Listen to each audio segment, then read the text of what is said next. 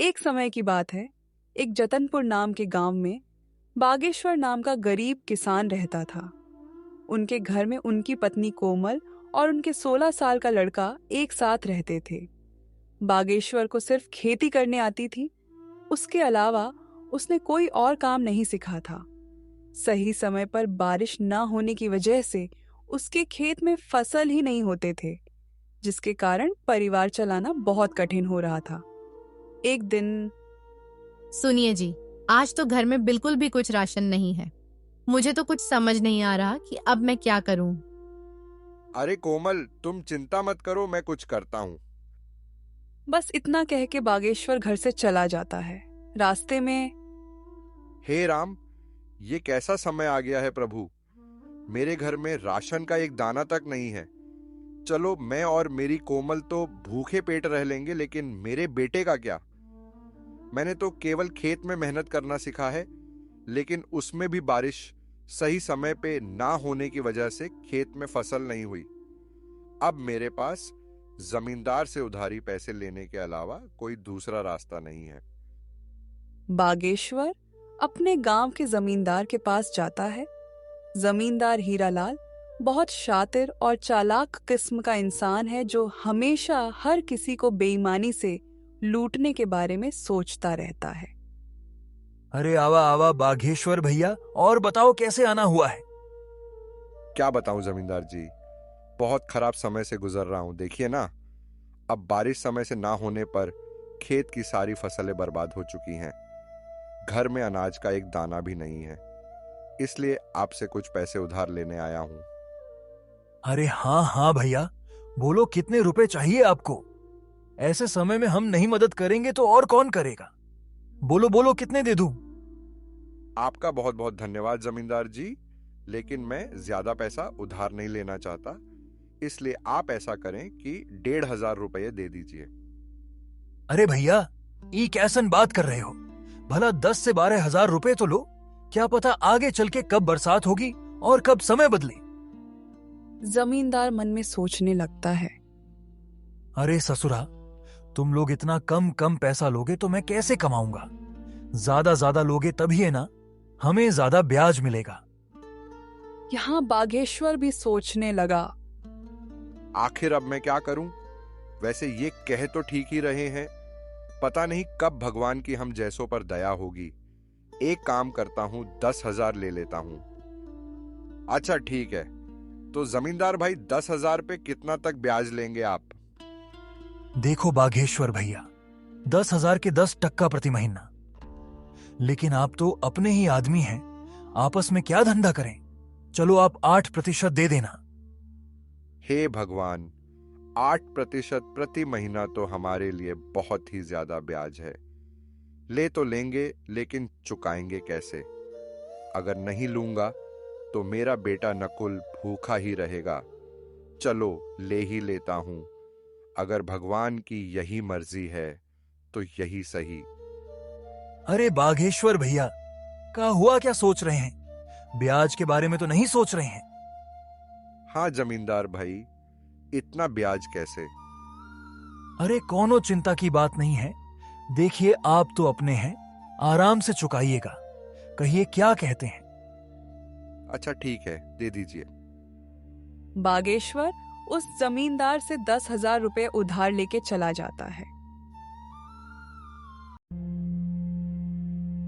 चलो अब जल्दी जल्दी बाजार से राशन और नकुल के लिए कुछ खाने को ले लेता हूं। आज मेरा बेटा तो खुश हो जाएगा। बागेश्वर जल्दी जल्दी बाजार से सामान लेके घर के लिए वापस हो जाता है। घर पहुंचते ही कोमल बागेश्वर के हाथ में सामान देखकर खुश हो जाती है और कहती है, हाजी, ये सामान पैसे कहाँ से मिले जी। देखो कोमल, मुझे पता है तुम मुझ पर गुस्सा करोगी, लेकिन मेरे पास और कोई चारा भी नहीं था। मैं समझ गई जी, आपने किसी से उधारी पैसे लिए होंगे। पर कोई बात नहीं, मैं भी वही सोच रही थी। लेकिन ऐसे समय में गांव में किसी के पास देने के लिए पैसे नहीं हैं। तो क्या आप जमींदार से उधारी पैसे लेके आए हो? हाँ कोमल, लेकिन तुम चिंता मत करना, भगवान के घर देर है अंधेर नहीं। अभी इस वक्त मेरे बेटे से बढ़ के और कुछ नहीं है। हाँ, आप कह तो सही रहे हो, लेकिन वह जमींदार बहुत चालाक और बेईमान है। वह बहुत ज्यादा ब्याज लेता है और समय पे पैसे ना देने पर खेत या घर छीन लेता है। आपने कितने रुपए उधार लिए? मैंने तो 1,500 ही मांगे थे, पर उसने कम से कम 10,000 या उससे ऊपर लेने बोला, इसलिए मैंने 10,000 ले लिए। सुनो ना कोमल, अब मेरे बेटे के आने का टाइम हो गया है। मैंने ये कुछ सामान लाया है, जाओ सबके लिए कुछ अच्छा सा बना दो। जी, आज तो मेरा बेटा खुश हो जाएगा। इतना कह के कोमल रसोई में चली जाती है। कोमल ने बहुत ही स्वादिष्ट खाना बनाई। खाने की खुशबू पूरे घर में महक रही थी। वाह कोमल, तो अपने बेटे की मनपसंद खीर बना रही हो। दोपहर में नकुल घर आ जाता है। अपना पसंदीदा खाना देखकर वो बहुत खुश हो जाता है। बड़े दिनों बाद बागेश्वर के परिवार में आज सभी के चेहरे पर खुशी थी। माँ, खाना तो बहुत बहुत ज्यादा स्वादिष्ट था। आज तो सच में माँ, मजा आ गया। अच्छा पापा, मेरे दोस्त सोमनाथ ने आज मुझे बुलाया है। कह रहा था कि आज वो मुझे अपने पापा से मिलवाने वाला है, इसलिए मैं वहां जा रहा हूं। 1-2 घंटे में वापस आ जाऊंगा। ठीक है बेटा, जाओ, लेकिन संभल के जाना और संभल के आना, ठीक है? हाँ पापा, आप फिक्र मत करो, मैं अच्छे से जाऊंगा और अच्छे से आऊंगा। इतना कह के नकुल घर से निकल जाता है।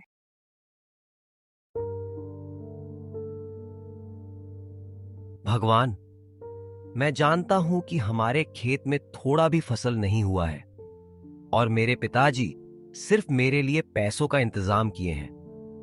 भगवान जी, कृपया कुछ ऐसा कीजिए कि मैं अपने माता पिता की चिंता दूर कर सकूं। नकुल भगवान से प्रार्थना करते हुए अपने दोस्त सोमनाथ के घर पहुंचा। दरवाजे पर उसका दोस्त उसका इंतजार कर रहा था।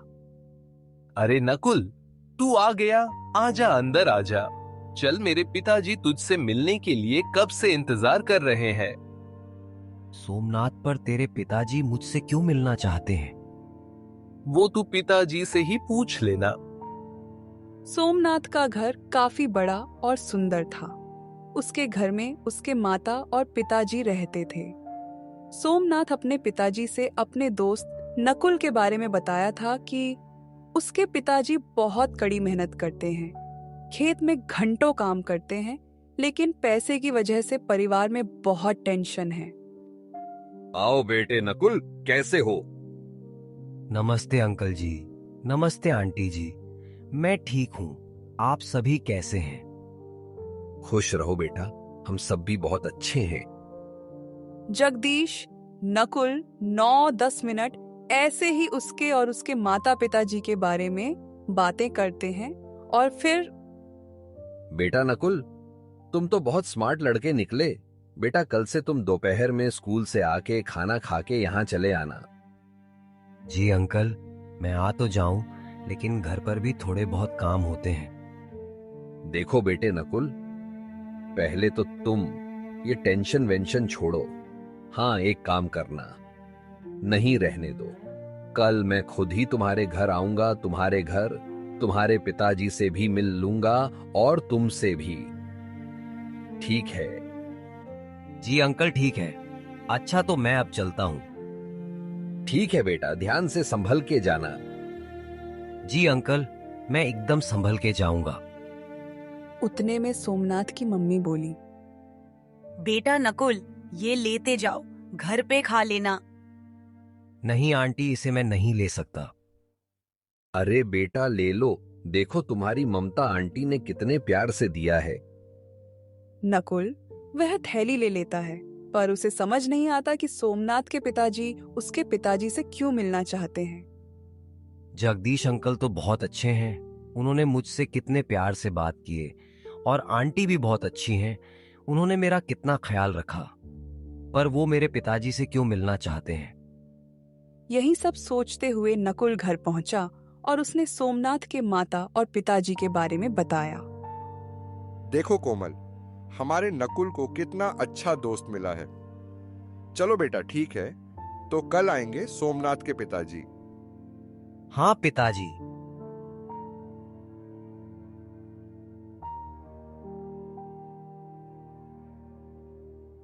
अगले दिन दोपहर में सोमनाथ अपने पापा को नकुल के घर ले आया। अरे बेटा नकुल, घर में नहीं बुलाओगे? अरे सर, आइए आइए। अरे कोमल देखो, हमारे नकुल के दोस्त और उनके पापा आए हैं। कोमल फट से सोमनाथ के पापा के लिए दूध वाली चाय बनाकर ले आती है। चाय पीने के बाद जगदीश जी बागेश्वर जी से कहते हैं, सुनिए बागेश्वर जी, मैं आपसे थोड़ी बात करना चाहता हूं। जी सर, कहिए क्या कहना चाहते हैं। जी, आप मुझे सर मत कहिए, मैं भी आपका दोस्त जैसा हूं, इसलिए मुझे जगदीश कह के बुलाइए। अरे अच्छा ठीक है, जगदीश जी बोलिए, आप क्या कहना चाहते हैं। जगदीश बागेश्वर को घर से थोड़ा बाहर ले जाके कहते हैं, बागेश्वर जी, मेरा बेटा नकुल को अपना बहुत अच्छा दोस्त मानता है। उसने मुझे बताया कि नकुल बहुत समझदार और अच्छा लड़का है, पर गरीबी के कारण से वो पढ़ाई छोड़ने की बातें कर रहा है। भगवान की दया से अब जाके हमारा सोमनाथ खुश रहने लगा है, नहीं तो पहले वो सिर्फ अकेला ही रहता था, क्योंकि उससे कोई दोस्ती ही नहीं करता था। अब क्योंकि आपके नकुल के कारण से मेरा बेटा खुश है, इसीलिए मैं उसकी पढ़ाई की फीस भरना चाहता हूं। आप अब टेंशन भूल जाइए, समझे?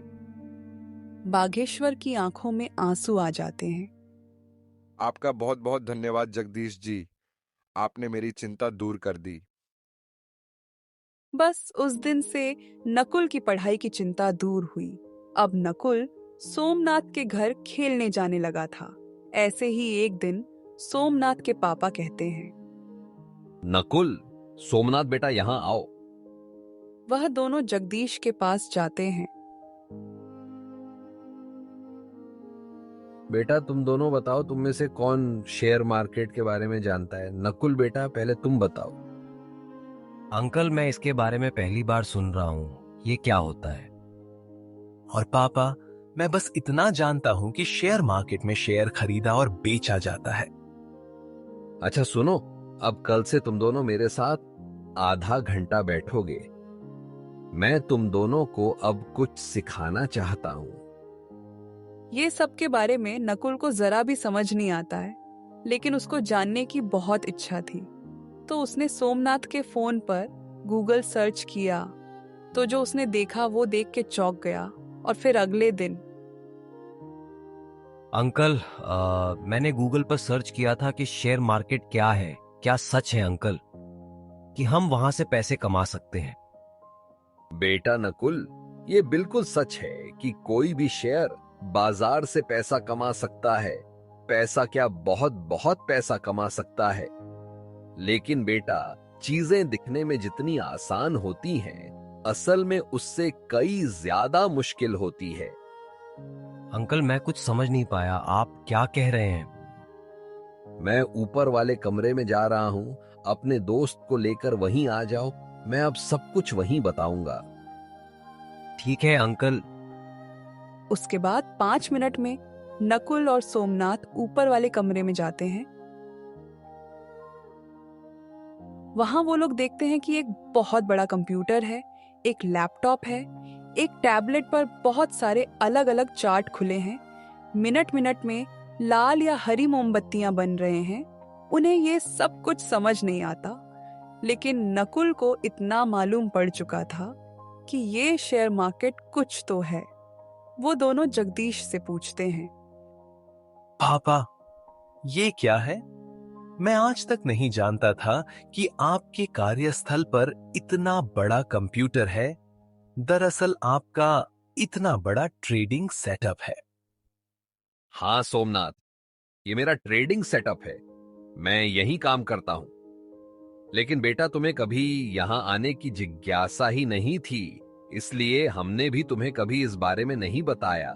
लेकिन अब तुम्हें देख के ऐसा लग रहा है कि तुम्हें ये सब बहुत पसंद आया है और शायद तुम इसके बारे में और जानना चाहते हो।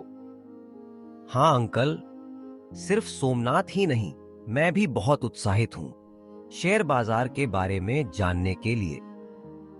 बिल्कुल बेटा नकुल, क्यों नहीं। मैं यही तो तुम्हें और सोमनाथ को बताना चाहता था कि शेयर बाजार की दुनिया बहुत बड़ी है। इसमें अगर महानता हासिल कर ली जाए तो उसकी जेब में हजारों लाखों में हमेशा रहे। अच्छा, तो तुम दोनों अब यहां से जाओ, नीचे खेलो। लेकिन हाँ, कल से मैं तुम दोनों को थोड़ा थोड़ा बाजार के बारे में बताना शुरू करूंगा। पापा, मुझे पता है कि अब मेरा दोस्त इसे सीखने के लिए बहुत उत्साहित है। अब उसका खेलने में मन नहीं लगेगा। उसका क्या, मेरा भी नहीं लगेगा, क्यों नकुल? हाँ अंकल, प्लीज अभी से सिखाना शुरू कर दीजिए ना। वैसे भी अभी कोई जरूरी काम नहीं है, तो हम फ्री ही हैं। बच्चों की अंदर की ये जिज्ञासा देखकर जगदीश मन ही मन खुश हो जाते हैं। लेकिन बेटा, इसे सिखाने के लिए मुझे सोचना पड़ेगा कि शुरुआत कैसे और कहां से करूं। इसलिए शुरुआत तो कल से ही होगी। लेकिन अब तुम दोनों इतना कह रहे हो तो थोड़ी बुनियादी बातें बता ही देता हूं। जगदीश जी उन्हें एक जगह बिठाते हैं और कहते हैं, बेटा सुनो, पहली बात अच्छे से समझो कि शेयर मार्केट क्या है, यानी इंग्लिश में व्हाट इज शेयर मार्केट। तो ये एक इंटरनेट पे ऐसा जगह होता है जहां दुनिया के हजारों लाखों कंपनियां एक जगह पर रजिस्टर्ड होती हैं। यहां सभी कैटेगरीज की कंपनियां होती हैं, टेक्नोलॉजी से लेके बैंक तक। यहाँ पे सामान जैसे कमोडिटी कहते हैं, जिनमें गोल्ड, सिल्वर, क्रूड ऑयल और भी चीजें होती हैं। बस उस दिन जगदीश जी नकुल सोमनाथ को बस यही कुछ बेसिक बातें बताते हैं। लेकिन नकुल रात में भी स्टॉक मार्केट के बारे में सोचने से खुद को नहीं रोक पाता। वो हमेशा सोचते रहता है कि हे भगवान, आपका और जगदीश चाचा का लाख लाख धन्यवाद। आखिरकार मुझे एक ऐसा चीज पता चल गया जहां से मैं अपने परिवार को इस गरीबी से बाहर निकाल सकता हूं। मैं अपनी जी जान लगा दूंगा इसे सीखने में। बस आप मेरा साथ मत छोड़िएगा। घर के एक कोने से नकुल की माँ कोमल देखती है और वो बागेश्वर से जाके कहती है, हाजी सुनिए। हाँ, क्या हुआ कोमल, क्या बात है? आज हमारा नकुल कुछ परेशान सा नहीं लग रहा? देखिए ना, कब से करवटें बदल रहा है। हाँ कोमल, तुम ठीक कहती हो, चलो जाके पूछते हैं। बागेश्वर और कोमल दोनों नकुल के पास जाके पूछते हैं, बेटा नकुल, ओ नकुल, क्या बात है बेटा? नींद नहीं आ रही? कोई बात है तो हमें बता सकता है। पापा मम्मी, मैं तो ये सोच रहा था कि आप लोगों को कैसा लगेगा जब मैं एक सफल आदमी बन जाऊंगा। हमारा भी एक अच्छा सा घर होगा। धत्त पगला, हम दोनों तो डर ही गए थे। बेटा, हम लोग बहुत खुश होंगे उस समय जब तुम एक सफल आदमी बन जाओगे, है ना कोमल? हाँ जी, बिल्कुल सही कह रहे हैं आप। हमारा नकुल सफल हो जाएगा तो कितना अच्छा होगा। मम्मी पापा, अब आप लोग भी जाइए और सो जाइए। और हाँ, चिंता बिल्कुल मत करना। फिर बागेश्वर और कोमल भी सोने चले जाते हैं। अगले दिन नकुल अपने साथ एक कलम और एक किताब लेके बहुत उत्साह के साथ सोमनाथ के घर जाता है। दरवाजे पर उसका दोस्त उसकी राह देख रहा है। तेरा चेहरा देख के समझ आ रहा है कि तेरा मन आज सिर्फ शेयर मार्केट के बारे में सीखना चाहता है ना? हाँ सोमनाथ, अच्छा देर नहीं करते हैं, चल फटफट अंकल के पास जाते हैं। लेकिन वो दिख नहीं रहे, कहाँ हैं? अरे नकुल, थम जा यार। अच्छा चल, वो ऊपर के कमरे में हम दोनों का इंतजार कर रहे हैं। वो दोनों ऊपर के कमरे में जाते हैं। वहां जगदीश जी इनको सिखाने की तैयारी कर रहे थे। अरे बच्चों, तुम आ गए। आओ आओ, अब जल्दी जल्दी यहाँ बैठ जाओ। मैं आज तुम्हें कुछ एग्जाम्पल के साथ सिखाऊंगा कि रियलिटी में मैं मार्केट में कैसे ट्रेड करता हूँ। देखो बच्चों, मार्केट में आपको दो टाइप के लोग मिलेंगे। एक होता है बायर्स यानी खरीदने वाला, और दूसरा होता है सेलर्स यानी बेचने वाला। यहाँ एक खरीदता है तो दूसरा बेचता है। अब आगे सिखाने से पहले मैं तुमको 3 पिलर्स ऑफ सक्सेस बताना चाहता हूँ। क्या तुम दोनों में से कोई पॉइंट्स बता सकते हो? नकुल पहले हाथ ऊपर करता है और कहता है, हाँ अंकल, मैं जानता हूँ। वो 3 पॉइंट्स है, डिसिप्लिन, कंसिस्टेंसी और पंक्चुअलिटी। शाबाश बेटा, बहुत बढ़िया। अब मैं ये बताता हूँ कि तुम इस मार्केट में सक्सेसफुल बनने के लिए कैसे अप्लाई कर सकते हो। देखो बेटा, सबसे पहले डिसिप्लिन, जिसका मतलब होता है किसी भी काम का एक प्रॉपर स्ट्रक्चर होता है। तुम्हें उसके हिसाब से ही वो काम करना चाहिए। जैसे मार्केट में हर एक काम करने का सही तरीका होता है, अगर उसके हिसाब से काम किया जाए तो काम हमेशा सही होता है। उतने में सोमनाथ कहता है, पापा, आगे का 2 पॉइंट्स मैं बताऊं? बिल्कुल बेटा, बताओ। पापा, कंसिस्टेंसी का मतलब होता है किसी भी काम में कंसिस्टेंट रहना, और लास्ट पॉइंट है पंक्चुअलिटी, जिसका मतलब होता है टाइम टू टाइम, यानी समय पे हर काम हो जाना चाहिए। पापा, ये 3 पॉइंट्स के हिसाब से अगर हम मार्केट में रहते हुए अपने डिसिप्लिन को फॉलो करते हैं और दूसरे काम में कंसिस्टेंसी और पंक्चुअलिटी बनाए रखते हैं, तो हम एक सफल ट्रेडर या इन्वेस्टर बन सकते हैं। क्या मैंने सही बोला पापा? अरे बेटा, तुम बिल्कुल सही बताए हो। लेकिन तुमको पहले से ये सब पता है? हाँ पापा, हमको इसके बारे में कॉलेज में पढ़ाए थे और शेयर मार्केट के बारे में मैंने भी थोड़ी बहुत रिसर्च की थी। उसके अगले 30-40 दिन में जगदीश जी ने बच्चों को शेयर मार्केट के बारे में सब बता दिया था, जैसे मार्केट में कब खरीदना है, कब बेचना है, ट्रेड कैसे लेते हैं और बाकी के चीजें। एक दिन सुबह में सोमनाथ और नकुल एक साथ कुछ बातें कर रहे होते हैं। उतने में जगदीश जी उन्हें बुलाते हैं। बेटा सोमनाथ और नकुल, मेरे साथ ऊपर आओ।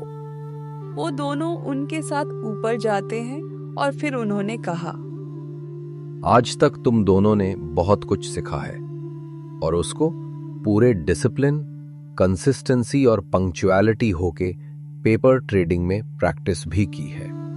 अब बारी है रियल पैसे से ये सब करना। आज मैं तुम दोनों का डीमैट अकाउंट बनाऊंगा और तुम दोनों के डीमैट अकाउंट में 2-2 लाख का कैपिटल डिपॉजिट करूंगा। तुम्हें उसका इस्तेमाल करके अपना कैपिटल बड़ा बनाना है। लेकिन बेटा, कहीं पे भी अपने पैसे को इन्वेस्ट या ट्रेड करने से पहले अपने रिस्क को मैनेज करना, फिर आगे स्टेप लेना। उस दिन से नकुल और सोमनाथ दोनों ने मार्केट में पैसे से काम चालू किया। शुरुआत में दोनों ने डर डर के कैपिटल को यूज किया, लेकिन कुछ ही हफ्तों में वे कॉन्फिडेंट हो गए। अब वह दोनों धीरे धीरे छोटे छोटे प्रॉफिट्स बुक करने शुरू कर दिए थे। लेकिन एक दिन, यार ये पेनी स्टॉक में पैसा इन्वेस्ट करूं या नहीं? सिर्फ 2 रुपए का एक शेयर है, मैं आराम से 30,000 शेयर खरीद सकता हूं। 1-2 रुपए भी बढ़ गया तो बहुत अच्छा प्रॉफिट होगा। यहाँ नकुल ने गलती की। उसने कंपनी के बारे में रिसर्च नहीं किया। उसने सिर्फ प्रॉफिट को देखा और लालच में उसने वो शेयर खरीदे ली। खराब किस्मत से उस स्टॉक की कीमत 1.5 रुपए से गिर गई। हे भगवान, ये मैंने क्या किया? ये कैसे हो गया? मुझे ऐसा नहीं करना चाहिए था। मैंने अपने रिस्क मैनेजमेंट पर ध्यान नहीं दिया, डिसिप्लिन को फॉलो नहीं किया। 45,000 का नुकसान। अब मैं क्या करूं? उतने में गांव का जमींदार हीरालाल अपने आदमी के साथ आ जाता है। कवन दिशा में गया ललुआ का घर भा, कवन दिशा में?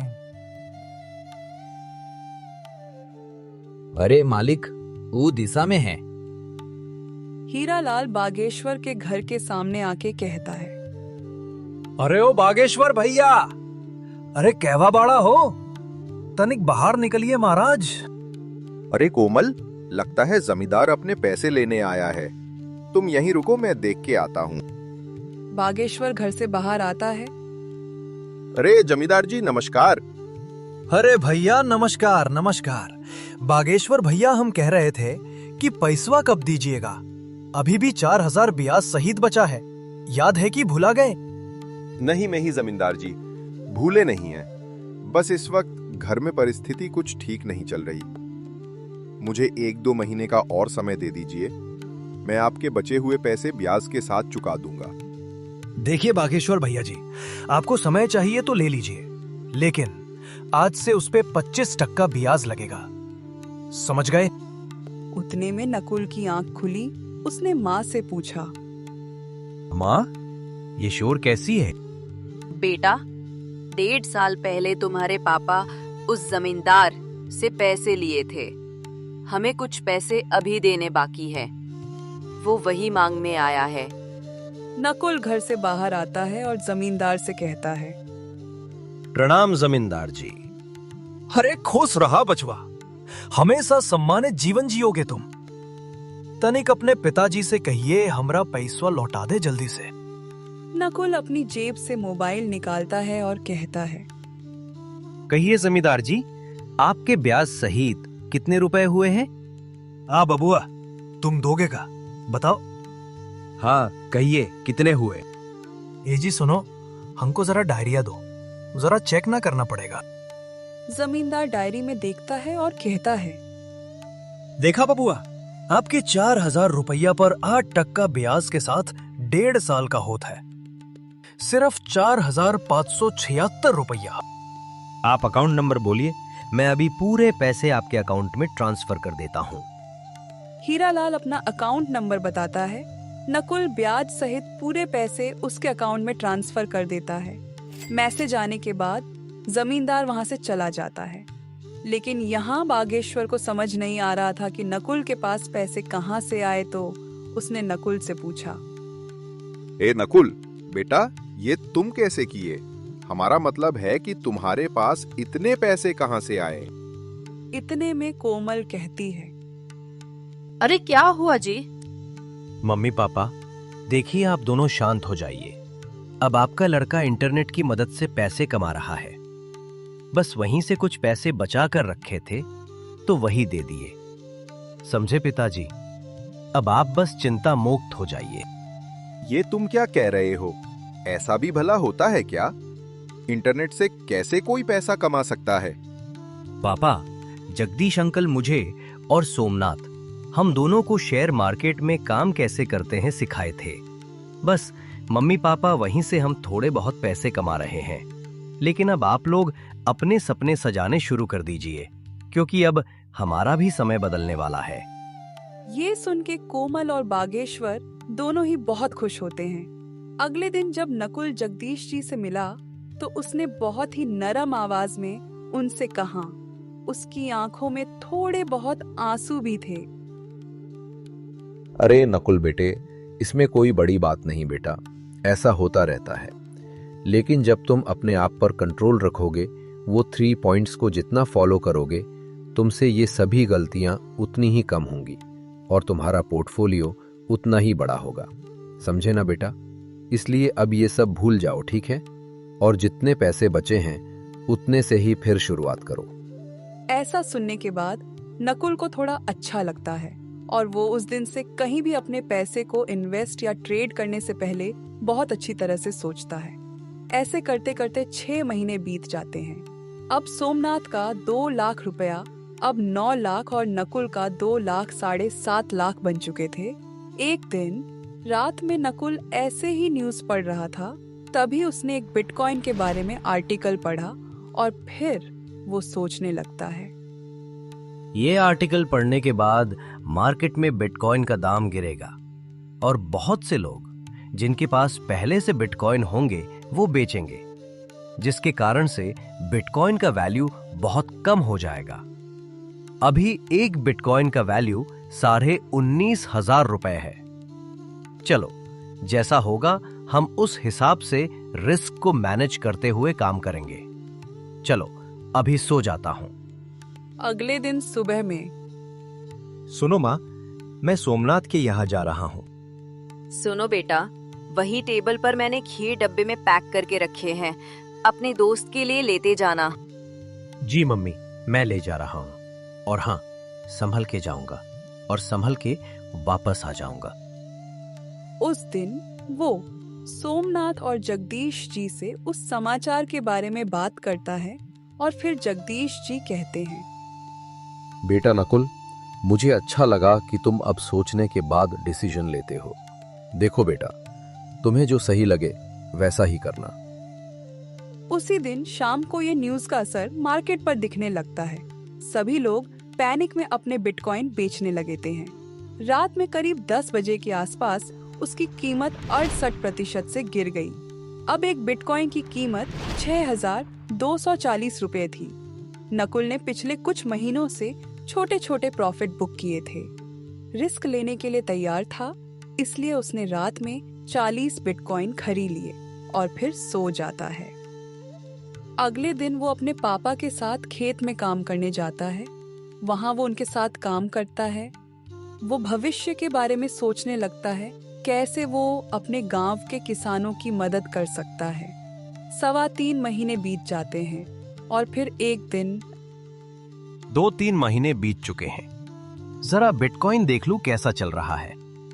वो देखकर चौंक जाता है। उसने देखा कि एक बिटकॉइन का दाम पिछले 1 महीने में जहाज जैसा ऊपर उठा है। उस दिन एक बिटकॉइन की कीमत 3.5 लाख रुपए थी। 40 बिटकॉइन के हिसाब से 1,40,00,000 का प्रॉफिट दिख रहा था। वो अपने मम्मी पापा का आशीर्वाद लेता है, लेकिन उनसे कुछ बताता नहीं है कि क्या हुआ है। जैसे ही वो जगदीश जी से मिलता है, वो और सोमनाथ समझ जाते हैं। नकुल, मैं और पापा समझ गए। तेरे चेहरे की खुशी देख के बता सकता हूँ कि बड़ा प्रॉफिट बुक किया है। भाई, यहाँ मेरा दिल 180 का रफ्तार पकड़ लिया है। मैंने जैसे ही देखा यहाँ चले आया। क्या हुआ बेटा, तुमने अभी बुक नहीं किए हो? नकुल अपने मोबाइल में प्रॉफिट दिखाता है। जगदीश जी और सोमनाथ दोनों चौंक जाते हैं। अरे वाह नकुल बेटे, 1,40,00,000 का प्रॉफिट, इतना तो मेरा और सोमनाथ का मिला के भी नहीं होगा। हम तुम्हारे लिए बहुत खुश हैं। अरे वाह मेरे दोस्त, अब आगे क्या सोचा है तूने? अंकल, मैं सोच रहा हूँ कि 30 बिटकॉइन का प्रॉफिट बुक कर लूं और बाकी के 10 को होल्ड करूं। ये तो बहुत अच्छी बात है बेटे। अब चलो तुम्हारे मम्मी पापा को खुशखबरी देते हैं।